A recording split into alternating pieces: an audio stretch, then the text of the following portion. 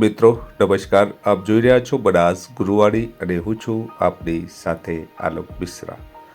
આવો જોઈએ રાણી લક્ષ્મીબાઈ જે પીએમઈ અંતર્ગત ગર્લ્સ એક્ટિવિટી શાળા કક્ષાએ કરવાની થાય છે, તો શાળા કક્ષાએ થનાર આ પ્રવૃત્તિમાં જે વિગતો છે કેવી રીતે અપલોડ કરવાની થાય છે અને 2026ની અંદર જે 36 સેશન્સ લેવાના છે અને શું છે મહત્વની જાણકારી આવો જોઈએ આ વિડીયોની અંદર। એ પહેલાં જો આપ બનાસ ગુરુવાણી સાથે નથી જોડાયા તો સૌને વિનંતી છે કે ચેનલને સબસ્ક્રાઈબ કરી લેજો અને વિડીયો ગમે તો ચોક્કસથી આપણા મિત્રોને શેર કરવાનું ભૂલતા નહીં।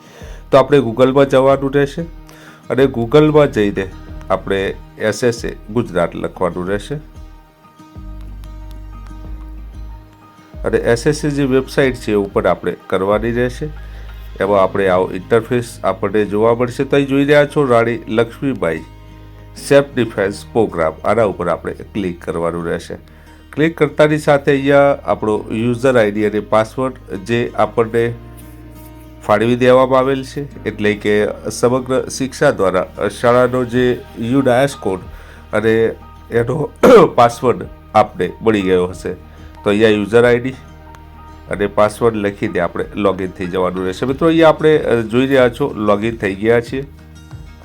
તો લોગિનની અંદર શાળા કચેરી દ્વારા ભરવાની થતી વિગત, તો અહીં જોઈ રહ્યા છો શાળાની માહિતી, પીએમઈ, સેશન્સ નંબર। તો મિત્રો સેશન્સ એટલે કે જે પણ સંસ્થા ટોટલ આપણા 36 સેશન્સ હશે, તો અહીંયા સેશન સિલેક્ટ કરી લેવાના રહેશે। અહીંયા સેશન્સની જે તારીખ જ્યારથી આપણી શાળામાં એક્ટિવિટી શરૂ કરી હશે ત્યારથી લઈને 36 સેશન સુધી આ એક્ટિવિટી આપણે એન્ટર કરવાની રહેશે। સેશનનો સમય અને સેશનનો ફોટોગ્રાફ જેની સાઇઝ જસ્ટ MBની રાખવાની રહેશે।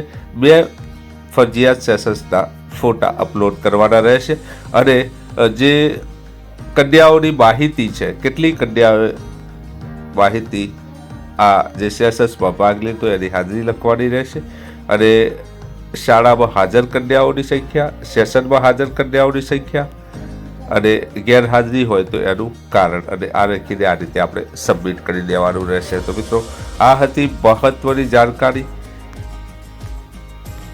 રાણી લક્ષ્મીબાઈ જે આત્મરક્ષા ટ્રેનિંગ થવાની છે અને છેલ્લે આ વિગતો તમે એક્સપોર્ટ ટુ એક્સેલમાં લઈને પણ વિગતો લઈ શકો છો।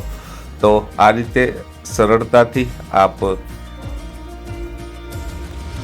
જોઈ શકો છો। ફરીથી મળીએ એક નવા વિડીયો સાથે, એક નવી માહિતી સાથે। આભાર।